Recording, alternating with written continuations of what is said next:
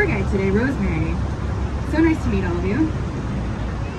Let's go over some safety issues, or some safety concerns. Basically, if they're in the unlikely event of an emergency, we have enough PFDs, personal flotation devices, on board for all of us, including Lauren. Essentially, it just means pivot point and seesaw in French. They are Chicago-style bridges. Please do not try and touch the bridges. We want to make sure that no one has to make sure their tetanus shot is updated.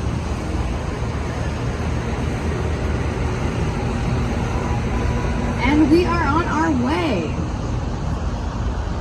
All right, folks, let's talk a little bit about the Bleacher Center on our right.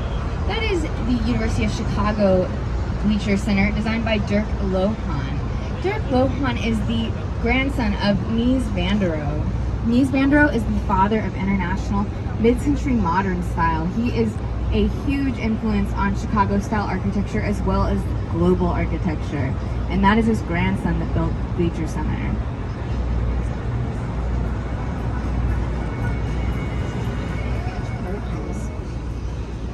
Now, if you're into rooftop drinking, the London House has a lovely cocktail bar on the top. I recommend the Sunshine Blues.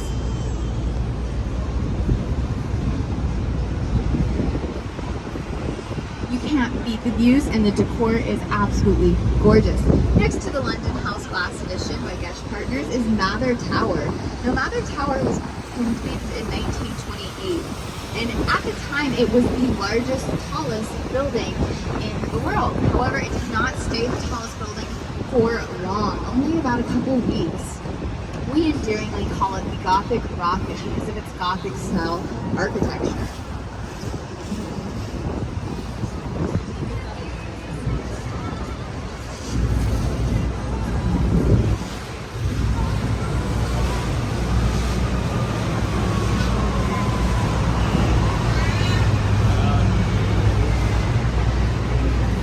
On our left, we have the Jewelers Building. That is the building with the Belvederes. And this building is pretty fun because it used to have a speakeasy called the Stratosphere Lounge in the top of that most upward Belvedere. Lots of happy people in Chicago. Hello. The LaSalle Wacker Building had a beacon on top of it that could be seen for 200 miles. Now on our left, we have the Builders Building. This was designed by Graham Anderson, Probst & White, and the addition by Skidmore, Owens & Merrill on the right. This building was built in the 1920s and in the addition in the 1980s. The lead architect for Skidmore, Owens & Merrill was Adrian Smith, a name you're going to hear quite a bit on this tour. Adrian Smith is a super cool guy, and you'll hear more about why that is. Into the building and go to their office without fear or threat of theft. On our left, we have 35 West Wacker. Now that's the building that looks like it's wearing a pinstripe suit. This is home of Leo Burnett Agency, the Leo Burnett Building. Now, I may not have folks on board that are familiar with Leo Burnett, maybe I do. However, I'm sure that you're familiar with some of the characters that have come out of Leo Burnett Agency.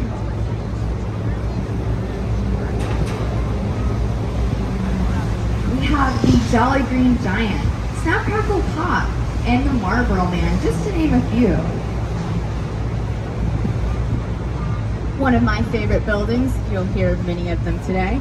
We have 77 West Wacker. That is also designed by Ricardo Bofill. He is a Spanish architect, and this building is often called a Parthenon on a stick. It is a postmodern building, so a little different than Mies van der Rohe's modern styles. Modernists say less is more, and postmodernists say less is a bore. So you'll see postmodern buildings with a lot of ornamentation, such as 77 West Wacker. Moving forward, we have the LaSalle Wacker Building. The LaSalle Wacker Building actually is built two structures on top of it that sort of look like two UFOs landed on top with these giant antennas. Those are actually representative of bridge houses with a trunnion bascule bridge in the center. Just below that trunnion bascule bridge is a urn dedicated to Frank Lloyd Wright, a prairie architect from Oak Park.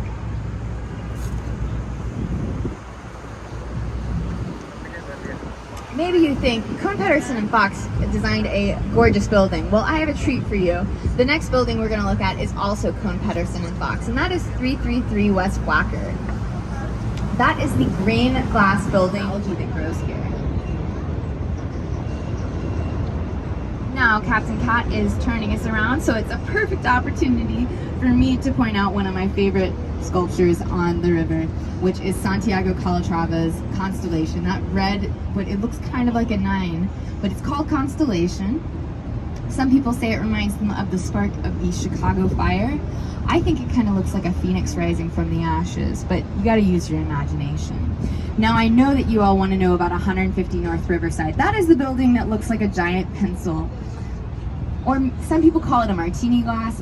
Moral of the story is, its ratio is 20-to-1. It's got an extremely narrow base. It said that a chicken could cross the river without, being submerged in water.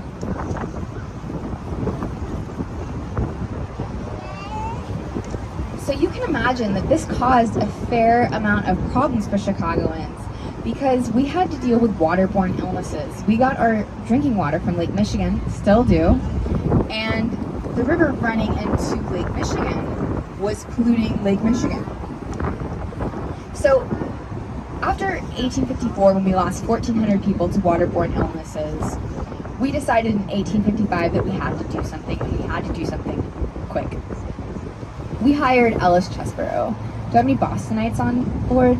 Maybe? Yes, all right. Thank you, Boston. You guys really helped us out. So Ellis Chesborough hailed from Boston. He was a sewer engineer, and he built modern sewer systems.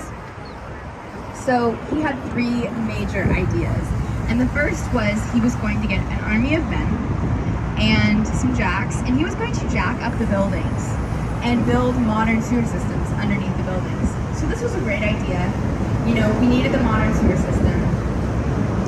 Buildings did not close down while this was happening. Buildings stayed open for business while they were being jacked up. But the only problem is that the sewer system still went to the river. So it wasn't quite the solution that we were looking for, although it was a helpful idea.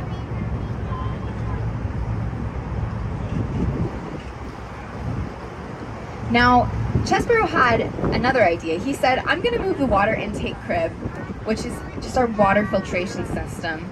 He said, I'm going to move it out 2 miles out to Lake Michigan. And hopefully this water doesn't breach 2 miles out.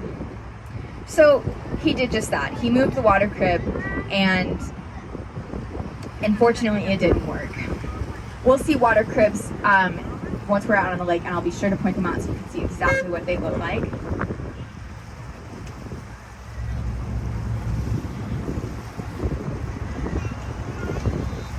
So Chesborough had a third grand idea, and that is that he wanted to reverse the Chicago River. That's right, folks. He wanted to reverse the Chicago River in the 1800s, that is. So he set out with another army of men, and they started digging a giant canal, about 27 miles long. Now, this canal moved 42 million square cubic yards of earth, which is the equivalent to about 20 Willis Towers. Willis Tower is about over 4 million square feet. It is massive. It's a lot of earth that they moved. It took about 10 years to dig this canal.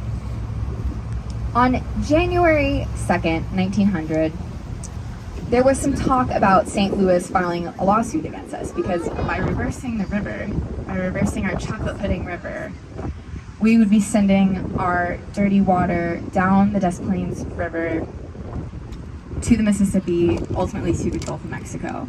And St. Louis was a big stop. The answer to pollution is dilution.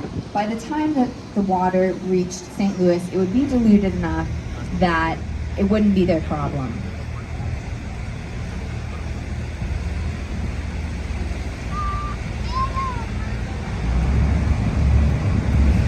So we won. Chicago won. We blew up the dam, and we were not held accountable by St. Louis. And that is the story of the Chicago River reversal. But now, more importantly, We have Ellie. Ellie is my favorite Chicago Army Corps of Engineer employee. She's a border collie. She works here part of the year and another part of the country part of the year. Please do not try and pet her. She needs special security clearance to pet Ellie.